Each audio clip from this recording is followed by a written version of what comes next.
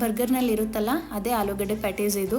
ನಾವು ಬರೀ ಪ್ಯಾಟೀಸ್ ಕೂಡ ಮಾಡ್ಕೊಳ್ಬಹುದು. ಸಾಸ್ ಜೊತೆ ತಿಂದರೆ ತುಂಬ ಚೆನ್ನಾಗಿರುತ್ತೆ. ಇಲ್ಲಾಂದರೆ ಬರ್ಗರ್ ಕೂಡ ಮಾಡ್ಕೊಳ್ಬಹುದು ಈಸಿಯಾಗಿ ಮನೆಯಲ್ಲೇ. ಇವತ್ತು ಮೇಯ್ನಾಗಿ ಪ್ಯಾಟೀಸ್ ಯಾವ ರೀತಿ ಮಾಡೋದು ಅಂತ ಕಲಿಯೋಣ.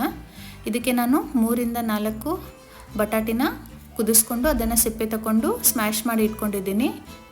ಅದಕ್ಕೆ 1 ಸ್ಪೂನಷ್ಟು ಗಜ್ಜರಿನ ಹಾಕ್ತಾಯಿದ್ದೀನಿ, 1 ಸ್ಪೂನಷ್ಟು ಕೊತ್ತಂಬರಿ ಹಾಕ್ತಾಯಿದ್ದೀನಿ, ಒಂದು ಸ್ವಲ್ಪ ಅಲ್ಲ ಬೆಳ್ಳುಳ್ಳಿನ ಪೇಸ್ಟ್ ಹಾಕ್ತಾಯಿದ್ದೀನಿ,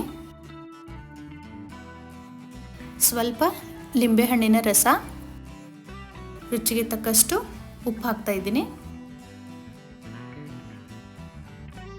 ಸ್ವಲ್ಪ ಕೆಂಪು ಖಾರದ ಪುಡಿ,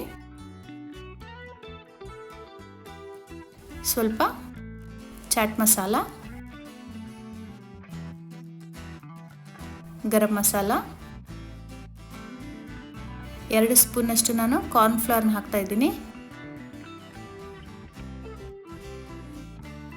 ನೀವು ಜಾಸ್ತಿ ಬಟಾಟೆ ತೊಗೊಂಡಿದ್ರೆ ಎಲ್ಲವನ್ನ ಕ್ವಾಂಟಿಟಿ ಜಾಸ್ತಿ ತೊಗೊಳ್ಳಿ. ಚೆನ್ನಾಗಿ ಮಿಕ್ಸ್ ಮಾಡ್ಕೊಳ್ಳಿ. ಖಾರ ತುಂಬ ಕಡಿಮೆ ಇತ್ತಂತ ನಾನು ಇನ್ನೊಂದು ಸ್ವಲ್ಪ ಜಾಸ್ತಿ ಖಾರ ಹಾಕಿದ್ದೀನಿ, ಹಾಗಾಗಿ ಕಲರ್ ತುಂಬ ಚೆನ್ನಾಗಿ ಬಂದಿದೆ. ಅಷ್ಟು ಖಾರ ಇಲ್ಲ ಅದು. ಈಗ ಕೈಗೆ ಎಣ್ಣೆನ ಹಚ್ಕೊಳ್ಳಿ. ಪ್ಯಾಟೀಸ್ನ ಕೈಯಲ್ಲಿ ಶೇಪ್ ಕೊಡಿ. ಪ್ಯಾಟೀಸ್ ಥರ ದಪ್ಪನಾಗಿ ಇರಬೇಕು ಪ್ಯಾಟೀಸ್, ತುಂಬ ತೆಳ್ಳಗೆ ಮಾಡಬಾರ್ದು. ಈಸಿಯಾಗಿ ಬರುತ್ತೆ. ಇದನ್ನು ನಾವು ದೋಸೆ ಹಂಚ ಮೇಲೆ ಎಣ್ಣೆನ ಸ್ವಲ್ಪ ಹಾಕ್ಕೊಂಡು ಶಾಲೋ ಫ್ರೈ ಮಾಡ್ಕೊಳ್ಬೇಕು. ಡೀಪ್ ಫ್ರೈ ಮಾಡೋದು ಬೇಡ.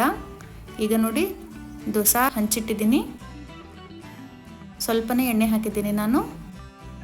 ಒಂದು ಸಾರಿ 3ರಿಂದ 4 ಪ್ಯಾಟೀಸ್ನ ಈಸಿಯಾಗಿ ಮಾಡ್ಕೊಳ್ಬಹುದು.